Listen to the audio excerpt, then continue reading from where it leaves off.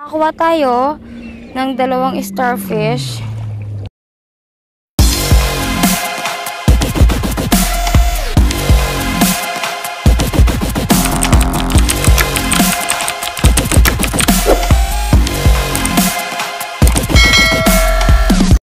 Ngayon lalakarin natin tong area na yan hanggang dun para manguha tayo ng starfish, tapos ibabalik natin sila dun. Na-stuck kasi sila dito sa buhangin. Nakakuha tayo ngayon ng starfish. Ngayon ibabalik natin sila dito sa dagat. Diyan. Kasi na-stuck sila dito.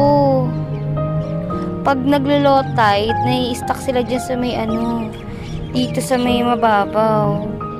Ngayon isusoli natin sila. Kasi para mabuhay pa sila. Kit-kit ng starfish. Ito pa, may nakita tayo. Ito hindi pa siya na-stuck. At least nasa tubig pa siya. Season na ngayon ng starfish. Ngayon maghahanap tayo dito. Tapos babalik natin dun. Babalik natin dito. Ngayon wala pa tayong nakikitang starfish. Ngayon meron tayong nakita. Ito. Ito main starfish yan. Kailangan natin siyang kunin. Dapat ang pagkuha sa kanila dandan na, kasi last time yung kinuha ko na yan ang starfish yan. Iabagat siya sa tubig.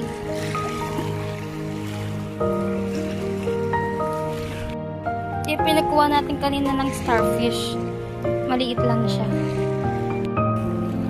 Ito medyo malaki to. Tanggalin natin sila dito kasi baka maapakan.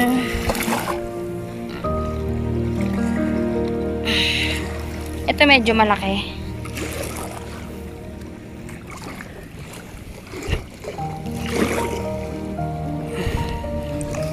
Ito po ang nakuha kong starfish na malaki. Nagagalit siya, oh. Ito yan. Ito yung likod niya.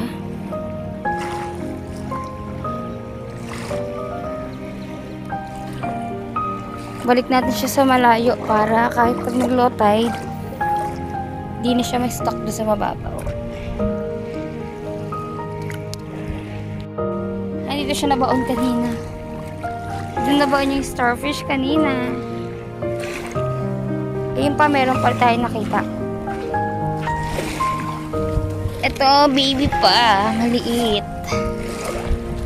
Balik din natin sa medyo malalim. Ayun, may isa pang starfish. Tsaka yun, no. Season na talaga ng mga starfish. Balik natin.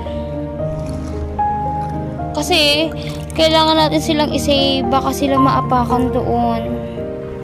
Dito naman kasi kita kagad sila eh. Nag-get medyo malalim. Ito cute. Ito talaga huggy start talaga siya. Cute. Medyo manipis.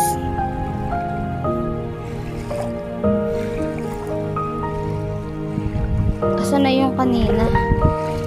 Ito, 3 na kayo dyan. Bali mo, maliktad siya.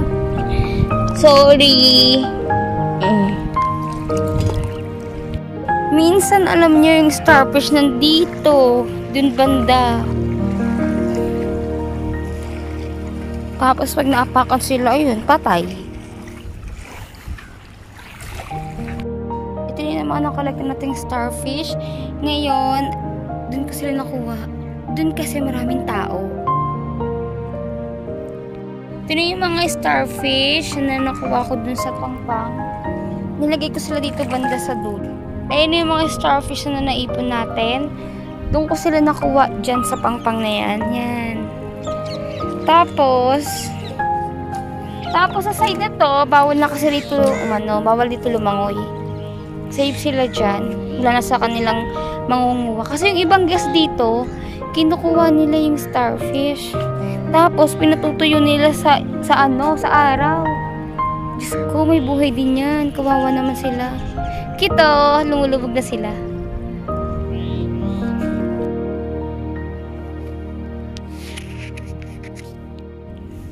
Doon ko nilagay sa dulo yung starfish na napulot ko dito sa pangpang. Kasi dito bawal na lumangoy. Yan ang nakalagay, no swimming.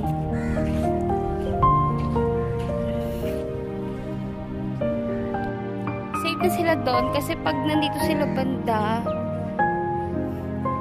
may init sila sa mata ng tao.